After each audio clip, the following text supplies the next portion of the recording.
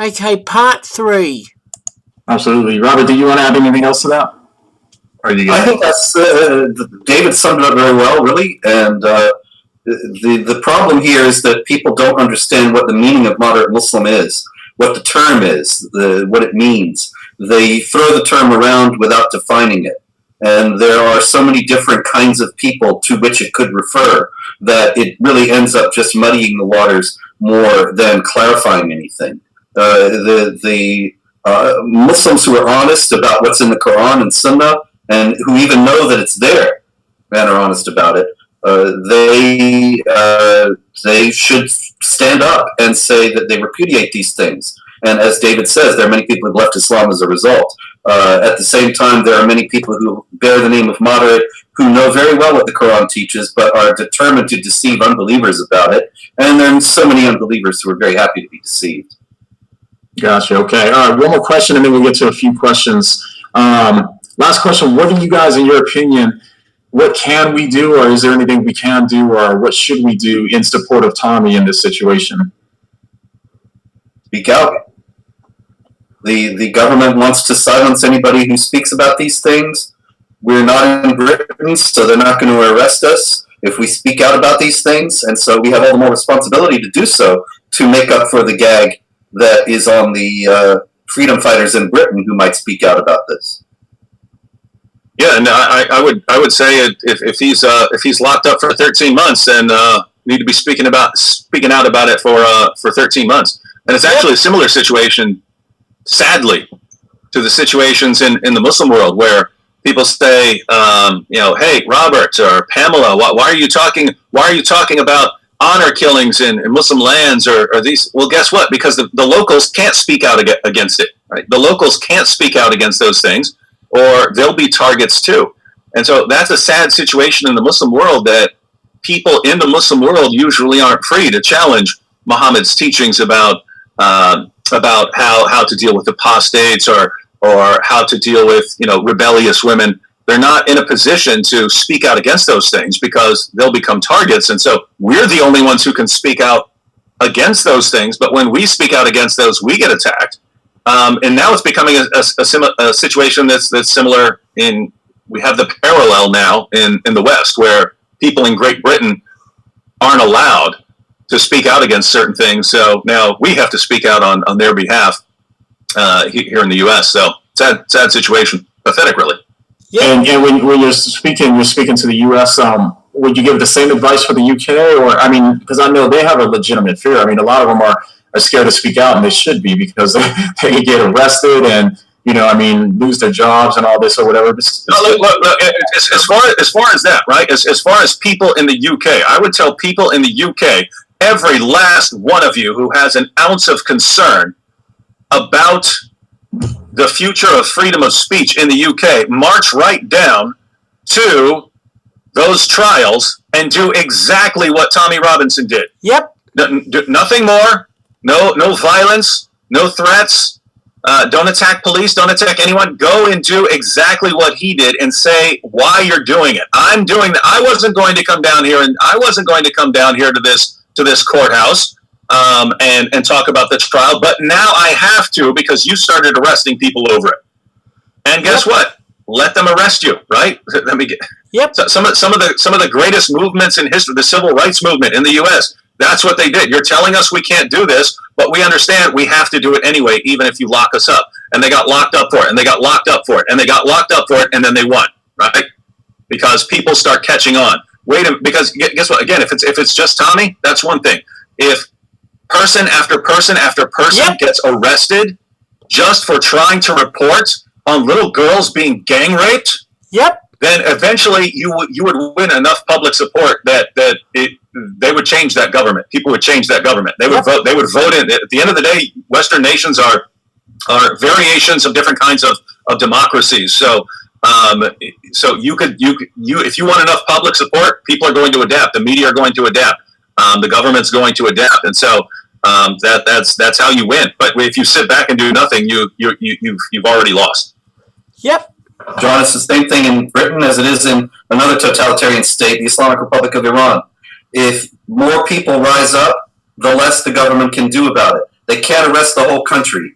They don't have many prison cells. The more people who take the risk and stand up and do what David said, the better off Britain will be today and in the future, and the more likely it will be able to recover a sense of itself as a free society. Exactly. Absolutely. All right, I agree. Let's get to some questions now. You guys go ahead and send me your questions. Let's see.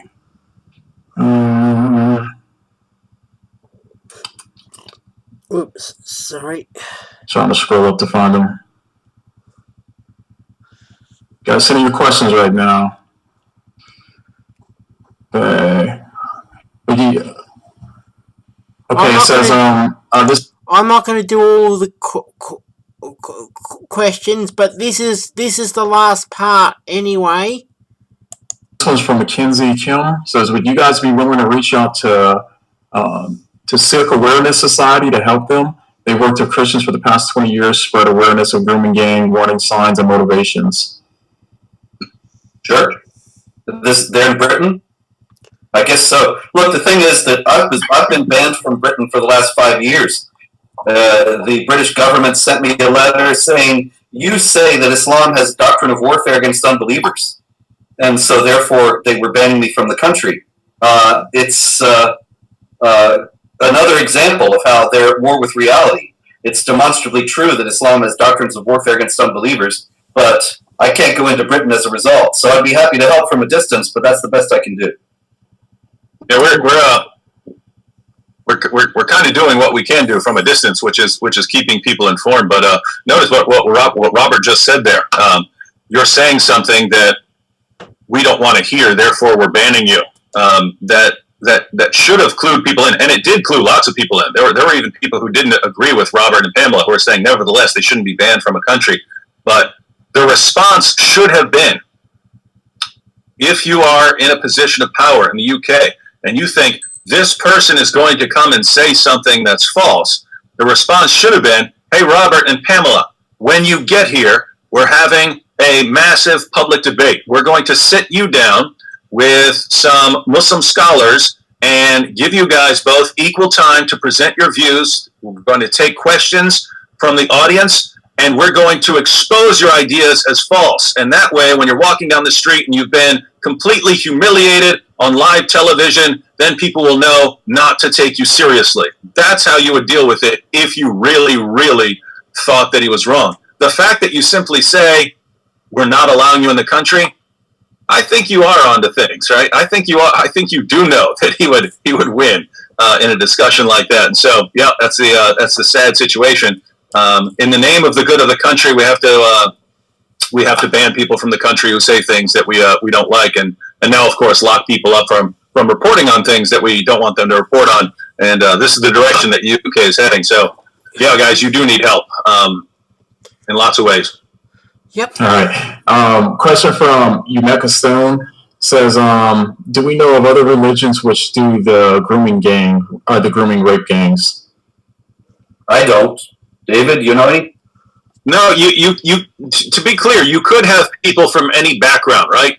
You could have a group of guys who grow up in the United States and are Christian or Jewish or Hindu and just have lost all direction, and they end up becoming rapists or something like that. You could have that. You could have that sort of thing. Outside of Islam, it's normally gangs or groups of friends that if they're going to gang rape someone or something like that, it's a group of guys at a party or something like that. But notice, I mean, in Islam, in the UK, these are guys who take Islam seriously, right? They're showing up with appropriate beards and kufis and so on. They're taking this somewhat seriously, and not only that. Over and over again, as information about the grooming gangs came out, I noticed over and over again it was a family affair, right? And what I mean there is you have these guys who are brothers, and they're in on it, or these guys who are father and son, and they're in on it. And I mean, these guys who are friends, and I mean, just think about this situation, John, Robert. If you think about your friends, I'm thinking about my friends. If I called up my friends one day and I said, "Hey, Guillaume, you know." Hey, there's this 11-year-old girl I've been scoping out. How about we get together and gang rape her? I have no friend. I have no friend who would think that that was a good idea, right? But these guys do, right? These guys do. It's, hey, we've got this girl. Let's go ahead and gang rape her. And hey, my brother's going to think that's a good idea. Oh, my cousin, he's going to think that's a good idea. Oh, all my best friends are going to think that's a good idea. Why would you guys think that's a good idea? You obviously haven't been influenced by anything remotely resembling a Western value if you think that's a good idea. Where are you getting your concept that that's a good idea? Well, as far as how you can treat unbelievers, you do get that concept from Islam, and so it's no coincidence that this is where we see this coming from.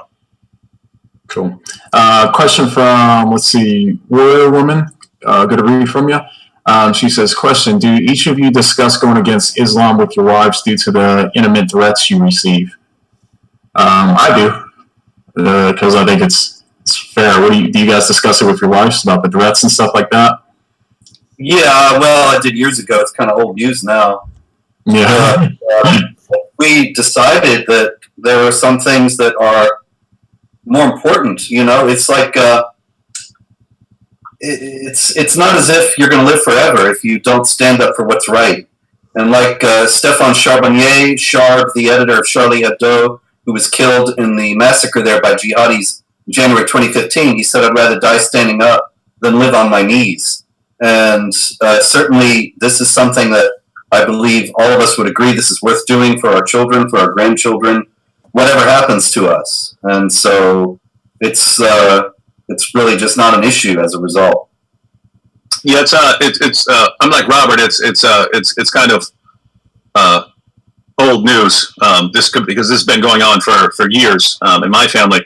But it's not just the wives. You have to eventually tell the kids as well, right? I mean, I was away when we got arrested in Dearborn, and Dearborn, another free speech issue, which we won. When Dearborn kept making us come to court, and I would have to be away, and in the meantime, people are sending us death threats saying they're going to kill us. My wife had to sit down my two sons, Luke and Blaze, who I don't remember how old they were at the time, but like 6 and 8 or 5 and 7, and she had to sit them down and tell them, guys, if anyone ever comes into this apartment to hurt me, and you hear me being hurt and you hear me screaming, I don't want you to come help me. I want you to hide. And even if you hear me screaming, I want you to hide, because just know if you're worried about me, that I'm more worried about you than I'm worried about myself. So don't try to help. And so, that's something you shouldn't have to tell little kids. You shouldn't have to tell little kids, hey, someone might be coming in here to kill us, because they say they're going to come in and do that. We're getting messages saying they're going to come and do that. So that was the message for a while. Now, just so everyone knows, years later, when the kids started getting bigger, I sat them down when they were, I think, 10 and 12, and I sat them down there and I said, hey, you guys remember what Mom told you when she was telling you what to do if anyone ever came in here and was hurting her? She told you to go hide. So that rule's about to change, kids, because you're getting bigger, and I'm sending you to Brazilian Jiu-Jitsu and Muay Thai and boxing lessons, and if anyone ever comes in here and hurts your mother, you defend her with your life. So they were excited about that, but that's kind of the situation if you're dealing with Islam. There are people who are saying they're going to kill you for criticizing Islam, and even if you think, well, 99% of these guys are just a bunch of liars, they're cowards. These are guys who wouldn't bust a grape in a food fight. They're not going to do anything. Well, if even 1% of these guys are serious, well, that's already several people who are who would like to kill me. So yeah, they are out there, and you have to be concerned. But yeah, like Robert and his wife, if you think there are things that are more important, you have to do it. And guess what? This is everyone who's ever stood up for anything important down through history. Right? I mean, the founding fathers of the United States, when they're signing that declaration, they may be signing their death certificates from Great Britain, right, to come and kill them, and on from there. Anytime you're standing up for something where you could be beaten and killed for it, well, you just got to do it. And if we don't do it, then no one's going to do it. And guess what? Catch up with the world in 50 years from now and see what it looks like. Yeah, absolutely. And we keep getting a whole bunch of questions kind of around the same thing. So we discussed it. They want to just repeat it again. Do you guys think that the UK is doomed? And also, what can we do to fight against the UK and try to prevent it from happening in America? It's never over. It's never over. Even if they win, even if Sharia is imposed in the UK, it's not over. Because then there's the resistance. And the resistance, there are precedents. There aren't very many, to tell you the truth, but there are precedents of Sharia states being rolled back and non-Muslims regaining their freedom. Spain being the most noteworthy and important, but it also happened in other areas of the world, including some parts of India and elsewhere. And so it's never over. People who are free should always fight to defend their freedom. And that's just the bottom line. If they don't do so, they will certainly lose it. Yeah, and I agree that it's certainly not over. And I'll go ahead and give my view. This will be the answer of the last question. I'm going to stop this video after Dave finishes what he needs to say. I don't think that Islam is going to win in Europe. I don't think it's going to happen.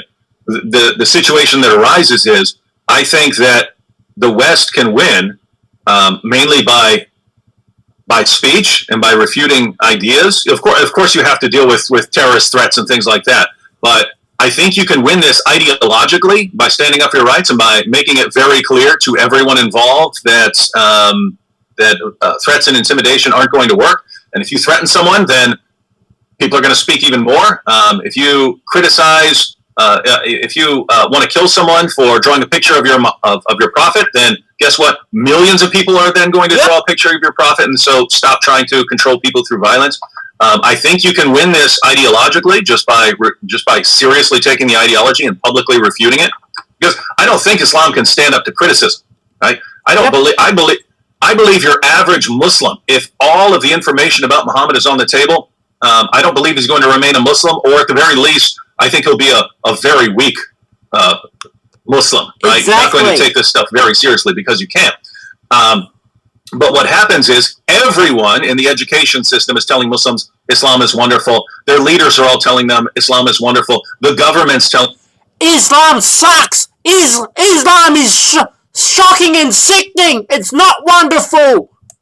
them Islam is wonderful. Hollywood is telling them Islam is wonderful. And then it's a couple people like us who are telling you, actually, you got some problems here. Let's look at them. And so we look like we don't know what we're talking about because there's a unified voice of everyone else telling them Islam is wonderful. I think if that voice ever becomes, hey, look at what your prophet was actually like, I think you're going to see Muslims leaving Islam in record numbers. Yay! And then after that, it's not a serious threat. And see, the more Muslims who leave Islam in record numbers and turns to the Lord Jesus and becomes a Christian, the happier I am. So I believe that could happen, right? At the end of the day, I mentioned that the media are businesses. Governments, elected officials can be bypassed by electing other officials. Hollywood is a business. If you get fed up with something Hollywood does and you stop watching the movies, then they have to adapt. The education system has to adapt. If you stop sending your students to a certain school because they're lying to people, they have to adapt. If you stop sending your funding checks, your checks that you send to the university to fund the university because you don't like what they're doing there, they have to adapt. And so all of this comes down to having an informed population of free people. If you have an informed population of free people, they will have enough influence over the media and over the governments and over Hollywood to make the necessary changes to refute Islam at the ideological level. If that doesn't happen, I think you end up with a violent revolution. I think you end up with a bloodbath, right? I think you end up with enough fed up people that they will violently resist Islam. And so that's what I would like to see avoided, right? I'd like to just refute Islam. I'd like to just expose Muhammad. I'd like to just show that the Quran is not the word of God and that people shouldn't be following it. I love... The Quran is the word of Satan. For that to happen enough to where Europe isn't conquered. But if Europe were on the verge of being conquered, in other words, if people reject everything I'm saying, they reject what Robert says, they reject us, and they just keep defending Islam and keep promoting Islam as this great and wonderful thing and keep silencing people, keep locking people up for criticizing Islam, then I think that as things get worse and worse and worse, and the rape gangs continue doing their work, I think you eventually get enough people who are fed up that you end up with a European war, a European bloodbath. Yep. And I don't think the Europeans would lose that. So I think Europe will end up dealing with Islam one way or another. I would just like to see Islam dealt with peacefully. Again, there are certain situations where you can't respond to it peacefully. If there's a terrorist attack, you have to respond to that as you respond to a terrorist attack. But I believe on the whole, Islam can be refuted as an ideology. And if that doesn't happen, if the people who are promoting dealing with Islam through speech lose, and the voices who want to crush all speech win, I think people are still going to rise up. They're just not going to be rising up with speech. They're going to be rising up with weapons. And so I don't believe so. Just to be clear, I don't think that Europe loses that situation. I just don't want it to become as bloody as it can become. And one way that you're trying to get a lot of this. Okay, I'm going to stop there. Now, if people want to hear what they're saying from this point, they can watch the rest of the video. Yeah, I'm going to continue to pray for Tommy Robinson for his safety, the Lord Jesus to keep him safe, and for Tommy to become a Christian. Okay, thank you.